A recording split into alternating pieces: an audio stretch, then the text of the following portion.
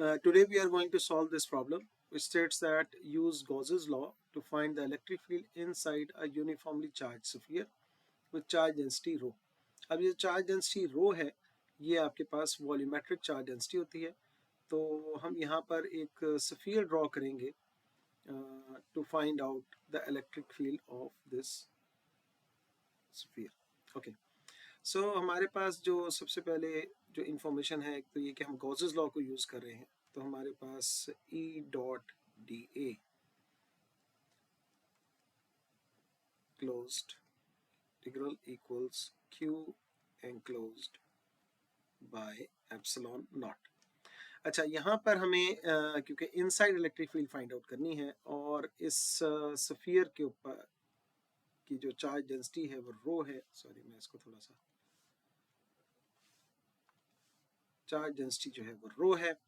तो rho is defined as charge per unit volume.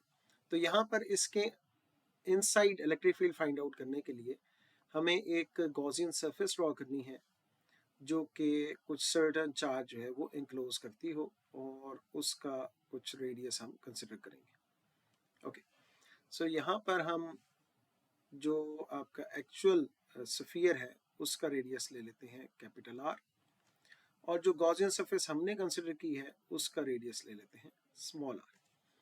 तो अब यहाँ पर इस फॉर्मूला के मुताबिक हमने इलेक्ट्रिक फील्ड जो है वो, क्योंकि ये सिमेट्रिकल ऑब्जेक्ट है, तो इलेक्ट्रिक फील्ड चेंज नहीं होगी रिस्पेक्ट टू आर। जैसे ही आर चेंज होगा तो फिर इलेक्ट्रिक फील्ड चेंज होगी, लेकिन इस सरफेस के ऊपर जो इलेक्ट्रिक फील्ड है दैट विल रिमेन सेम। तो हम अपनी सारी कैलकुलेशन लगाएंगे अभी फिलहाल जो हमने इनसाइड गॉसियन सरफेस कंसिडर की है उसके ऊपर।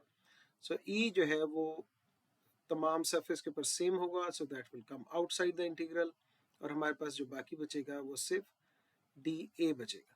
ठीक है, और जब आप एरिया पे इंटीग्रेट करते हैं तो आपके पास एरिया ऑफ द सरफेस आता है। तो स्फीयर का जो एरिया है वो हमारे पास आता है 4 पाई आर स्क्वायर, और इलेक्ट्रिक फील्ड जो है वो क्योंकि यूनिफॉर्म है तो हम उसको ई के तौर पर ही रखेंगे। अब ये जो क्यू इंक्लोज्ड है, इसके मुताबिक कि अगर आपके पास जो इंक्लोज्ड चार्ज जो है वो क्यू इंक्लोज्ड है, तो वॉल्यूम ऑफ द स्फीयर जो है, जो हमने कंसिडर की है सरफेस, वो है 4/3 पाई आर क्यूब।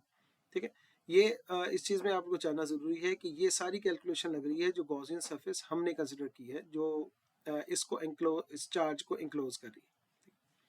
तो यहाँ से अगर आप क्यों इंक्लोज की बात करें तो वो हमारे पास आ जाएगा 4/3 pi r cube rho and divided by epsilon naught. तो इसको इक्वेट कर देते हैं इसके साथ, 4/3 pi r cube rho pi epsilon naught. यहाँ से 4 और 4 कैंसिल, पाई और पाई कैंसिल, एक आर कैंसिल आउट हो जाएगा। सो यहाँ से हमारे पास जो इलेक्ट्रिक फील्ड की वैल्यू आती है, जो उसका मैग्नीट्यूड आता है, that would be R rho divided by 3 epsilon naught. अब यहाँ पर इसको वेक्टर फॉर्म में लिखने के लिए जब आप करेंगे तो इलेक्ट्रिक फील्ड को हम लिख सकते हैं electric field equals R rho by 3 epsilon naught और आर यूनिट वेक्टर। अब यहाँ पर जो हमारे पास सिचुएशन है, इसमें ही आपके पास वॉल्यूमेट्रिक चार्ज डेंसिटी गिवन है। अगर हम इसको रिप्रेजेंट करना चाहते हैं जो total charge on the sphere है, तो उसमें अगेन ये जो डेफिनेशन है इसको हम यूज़ करते हैं। तो यहाँ पर रो को हम यूज़ कर सकते हैं कि जो टोटल चार्ज है क्यू टोटल, लेट सपोज कि वो क्यू है आपके स्फीयर के ऊपर, और उस डिवाइडेड बाय द वॉल्यूम। तो वॉल्यूम अब जो हम कंसिडर करेंगे वो टोटल जो आपके पास स्फीयर है, जो सरफेस अवेलेबल थी उसका, तो उसमें उसका आर क्यूब ही आ जाएगा। तो अगर मैं रो की वैल्यू यहाँ पर ये सब्स्टिट्यूट करूँ, सो आर बाई 3 एप्सिलॉन नॉट और Q by 4/3 pi capital R cube और आर यूनिट वेक्टर। तो यहाँ से अगर आप ये 3 और 3 कैंसिल हो जाएगा, ये 4 हमारे पास बचेगा। इसको थोड़ा सा रीअरेंज करके लिखूँ, so it would be R cube divided by 4 pi epsilon naught capital R cube. और अगेन ये आपके पास वही रेडियल डायरेक्शन में। अच्छा, ये बेस्ट तरीका है इसको रिप्रेजेंट करने का इलेक्ट्रिक फील्ड को, क्योंकि यहाँ पर हमें नज़र आ रहा है डिपेंडेंस ऑन आर, कि आप सफ़ियर के अंदर जैसे जैसे